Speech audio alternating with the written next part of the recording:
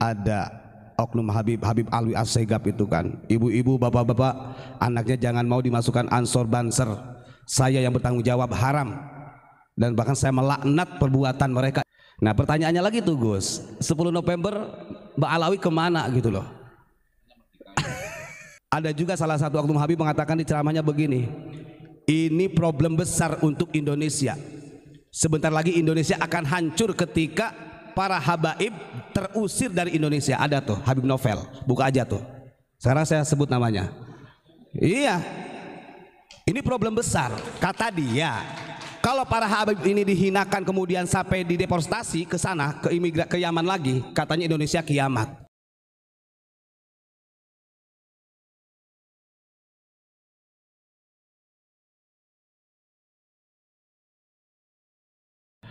Kita tahu para habaib ini secara tesis bahkan di Naqobah Internasional Ba'alawi ini kan tertolak. Nasab ke Kanjeng Nabi tertolak, bahkan ada marga habaib di Indonesia itu sampai 90 berapa Gus, yang memang gennya gen Yahudi, bukan kepada Kanjeng Nabi. Nah kalau mereka tetap kekeh dzurriyyah Nabi, nanti kan itu ditampar sama Kanjeng Nabi juga dalam hadis. Saya baca dalam Sahih Bukhari itu yang berbunyi begini Kanjeng Nabi, manidda'a ila ghairi abihi fahuwa ya'lamu annahu ghairu abihi, gitu kan, fal jannatu alaihi haram wa qila alaihi la'natullah. Itu jelas.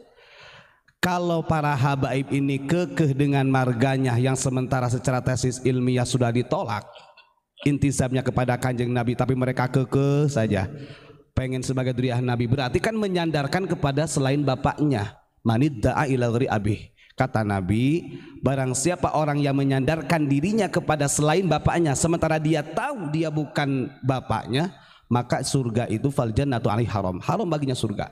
Wa qila wa alaihi la'natullah, bahkan dilaknat oleh Allah. Maka gak salah Pak Muji mengatakan demikian. Wong tesis ilmiahnya sudah jelas. Sepakat tidak? Sepakat ya? Kita gampang saja begitu ya, apalagi ada oknum Habib Alwi Assegaf itu kan, ibu-ibu, bapak-bapak, anaknya jangan mau dimasukkan Ansor Banser, saya yang bertanggung jawab, haram, dan bahkan saya melaknat perbuatan mereka. Itu sama sebenarnya. Jadi laknat teriak laknat begitu, ibarat orang PKI teriak PKI gitu kan. Lah Indonesia begitulah, kita harus bangun, harus sadar. Manidda'a ila ghairi abihi wa huwa ya'lamu annahu ghairu abihi fal jannatu alaihi haram wa qila alaihi la'natul. Sahih hadis itu di dalam Sahih Bukhari. Itu nampak pokoknya. Tambahin lagi, alaikum la'natullah, alaihim la'natullah. Begitu ya. Sebelum saya bacakan, nanti saya akan membacakan karya dari Sultanul Aulia Sayyidi Syekh Abdul Qadir Jailani. Kenapa saya katakan Sayyidi Syekh? Karena Tuan Syekh Abdul Qadir ini dzurriyyah Nabi yang jalurnya kepada Husain. Jadi kalau yang tercatat di Naqobah Internasional itu Sayyid sama Syarif. Kalau Sayyid ini dzurriyyah Nabi yang jalurnya melalui Husain, kalau Syarif melalui Sayyidina Hasan. Maka Sunan Gunung Jati Syarif Hidayatullah, Sunan Ampel Sayyid Rahmatullah. Maka ketika ada orang yang mengatakan dari oknum habaib mengatakan Indonesia ini manhaj madhabnya dibawa oleh Ba'alawi, ya salah. Sejak kapan Ba'alawi itu datang ke Indonesia? Kalau diislamkan, diajarkan tentang madhab oleh Sayyid dan Syarif, itu betul. Karena orang-orang kita, ulama kita ini kebanyakannya Sayyid dan Syarif, bukan habaib. Sudah dipahami? Sepakat ini ya? Harus sepakat. Ada redaksinya. Nah bagi orang yang mungkin masih meragukan dan keterangan, ya monggo, kata saya juga monggo bisa datang ke pesantren. Kita buka beberapa sejarah-sejarah sesuai dengan referensi yang kita punya, jangan sampai disalah artikan. Baik, sebelum kita lanjut, ini saya ingin tabarukan dari syair Kiai Haji Fuad Hashim. Beliau adalah dzurriyyah dari Kiai Abbas Buntet. Karena Kiai Abbas Buntet ini salah satu panglima perang 10 November. Ketika 10 November ini Hadratul Syekh Hasyim Asy'ari tidak berani memberangkatkan para santri dan ulama untuk melawan Inggris sebelum datang Kiai Abbas Buntet. Nah pertanyaannya lagi tuh Gus, 10 November Mbak Alawi kemana gitu loh. Makanya lucu, ada orang mengatakan kemerdekaan Indonesia ini kekuatan terbesarnya adalah dari Thorikotul Alawiyah katanya. Dan ini yang menyampaikan Habib Lutfi, ngapunten. Cek Habib Lutfi itu dengan lantang intasiru Thorikotul Alawiyin. Habib gitu. Gus, jangan kasih kabar. Lutfi, ya. Bahkan kalau orang ngerti bahasa Arab, nah ini kadang-kadang kita lemahnya di situ. Ketika di perkumpulan para habaib, Habib Lutfi mengatakan begini, mendoktrin dan memberitakan kepada para habaib untuk mensyiarkan Thorikotul Alawiyin. Dengan jelas-jelas mereka mengatakan pendahulu-pendahulu yang mengislamkan di Indonesia itu ya as-sadah Alawiyin, para pemimpin dari Bani Alawi. Ba'alawi kata Habib Lutfi, harus itu dipertanggungjawabkan. Cuma menggunakan bahasa Arab bilghatil Arabi karena sengaja supaya kita orang Indonesia tidak tahu artinya, padahal Indonesia banyak santri. Mau kita tunjukin videonya, ada videonya. Kita lemah di situ. Tertipu dengan orang-orang yang sok lutfah, namanya juga lutfi, halus. Kan begitu. Padahal itu di hadapan para habaib itu disampaikan, syiarkan terus. Karena tidak ada thorikoh yang tertinggi di hadapan Allah kecuali Thorikotul Alawiyin yang dibawa oleh Ba'alawi. Sehingga datang kalimat kemerdekaan Indonesia ini berpotensi dari kekuatan Thorikoh Alawiyah. Goblok itu yang mengatakannya begitu. Kalimatnya diulang-ulang, intasiru itu ada dengan bahasa Arab. Kita sudah memegang datanya, kita jangan tertipu.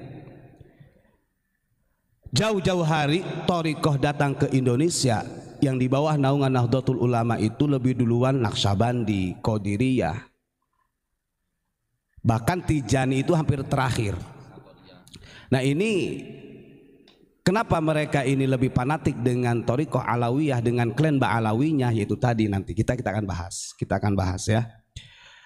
Baik, untuk selanjutnya kita bacakan syair tentang Nahdlatul Ulama dulu supaya bangsa kita ini lebih yakin jangan sampai lepas daripada Nahdlatul Ulama. Kalau kata Abu Ya ini, kalau nanti NU sudah diambil orang bagaimana tuh? Karena banyak orang yang ingin, bahasanya apa ya, memanfaatkan kedudukan di NU. Dan ini tercatat di dalam syair Kiai Haji Fuad Hashim. Bismillahirrahmanirrahim. Shallu ala Nabi Muhammad. Nanti kita artikan. Ya nahdlatal ulama'i anti mahabbati wa mawaddati wa masarrati wa ridai. Yang artinya, duhai NU ku sayang, kaulah cintaku, kaulah kasihku, kaulah kebahagiaanku, dan engkaulah kerelaanku. Dan ingat, NU ini tidak hanya dimiliki oleh orang-orang struktur. Kadang-kadang orang yang kultur seperti kiai-kiai kampung lebih melekat ke NU-annya. Ya nahdlatal ulama'i anti wasilatun litamassuki bi jama'atil ulama'i. Duhai NU ku sayang, kaulah pelantaraku, penyambungku yang mampu mengumpulkan para ulama sebagai pegangan gandolan sarung. Makanya ada istilah gandolan sarung ulama ya di NU. Karena mereka nggak pakai sarung, mau gandolan jubah. Makanya ada istilah. Ini kita tidak istiza ya. Kadang saya mikir begini, ulama kita tuh hebat. Kalau bikin bikin syair itu masya Allah. Kalimatnya kenapa so? Menggunakan litamassuki bi jama'atil ulama. Orang nyekel. Jadi gondelan sarung itu udah istilah dari dulu. Ulama mengatakan, yang penting kita warga Nahdliyin gondelan sarungnya ulama. Nah yang punya sarung siapa? Ya kita. Mereka mau pakai sarung. Mau gondelan jubah nggak ada. Nah, ini kan kalau orang yang sedikit bermasalah nalarnya, kita wah iki rasis iki. Atau mungkin lita masuk ini lihyah bisa, gandolan janggutnya. Ngapunten ya, bukan istihza ini. Makanya istilah gandolan sarung itu hanya di ulama NU. Ya nahdlatal ulama'i anti safinatun lisalamati wa tariqatun lin'amai. Duhai NU ku sayang, kaulah bahtera penyelamatku, kaulah jalan menuju nikmatku. Makanya benar kata Abu Ya, banyak yang pengen hidup di NU karena basah. Ya nahdlatal ulama'i anti tijarati rabihat bila khusrin ladal uqala'i. Wahai NU ku sayang, kau adalah perniagaanku, tempat jual beliku. Karena aku yakin jual beli di NU tidak akan pernah rugi. Walaupun di dunia tidak pernah dapat kursi jabatan, di akhirat pasti dapat. Begitu. Maka banyak yang salah mengartikan masuk di NU jadi jembatan untuk mendapatkan kursi jabatan. Betul tidak? Lawan jangan. Ini survei membuktikan. Dan ini loh sama Kipo Dasim sudah dilarang. Kita kalau orang NU walaupun kita tidak mendapatkan jabatan DPR, MPR, gak dapatkan kursi lah begitu.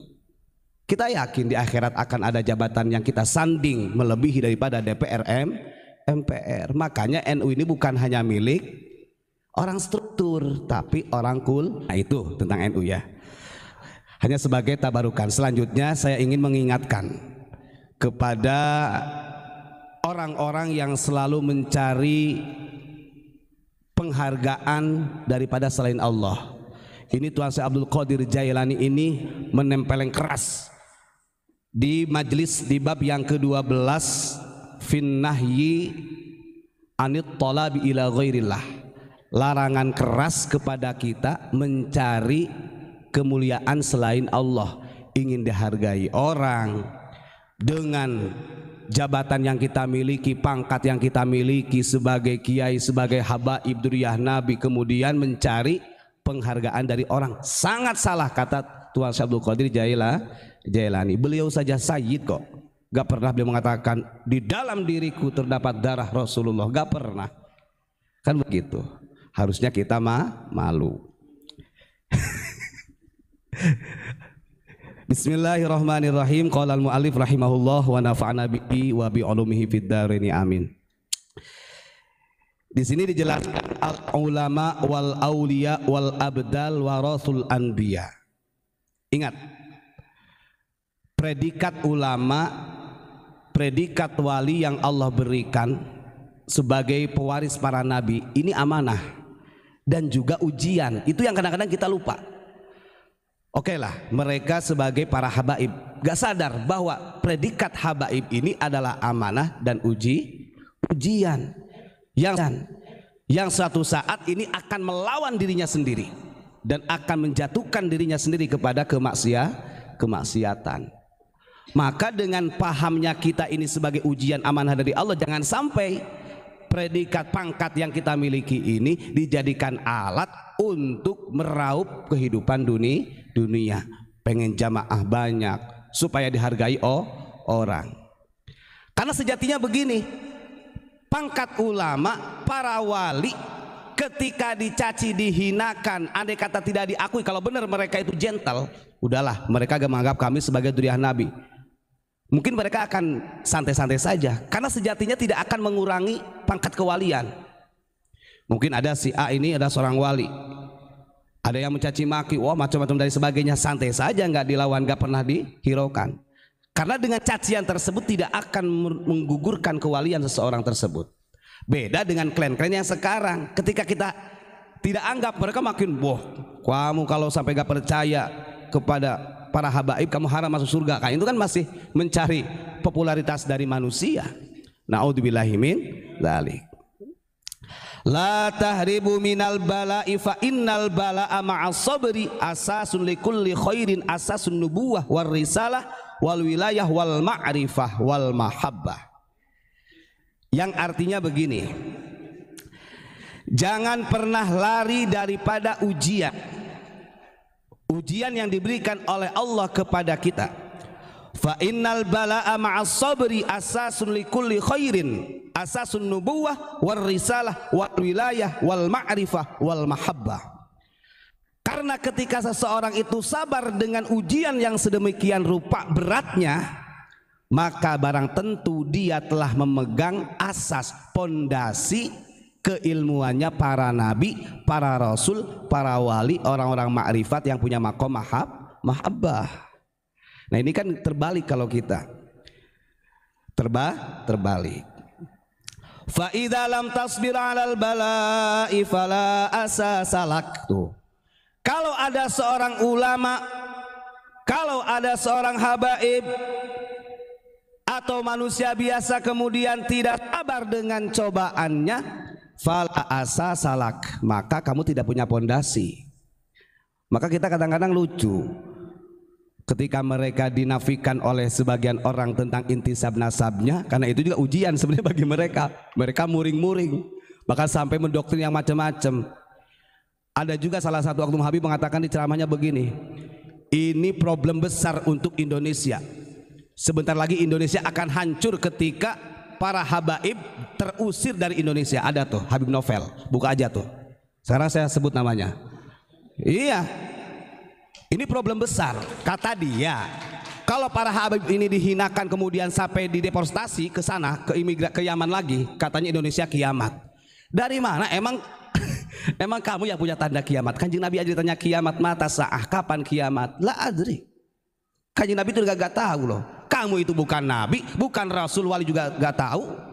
Sudah berani mengatakan demikian, berarti kan takut. Takut tergores jabatannya. Padahal kalau benar dia duriyah nabi, sedikit pun dengan cacian makian tidak akan menggugurkan pangkat duriyah nabinya. Paham betul? Harus paham. Kacau ini. Fala asa salah kata tuh Asalul Qadir. Ini yang ngomong bukan Umar, Asalul Qadir. Ini duriyah asli.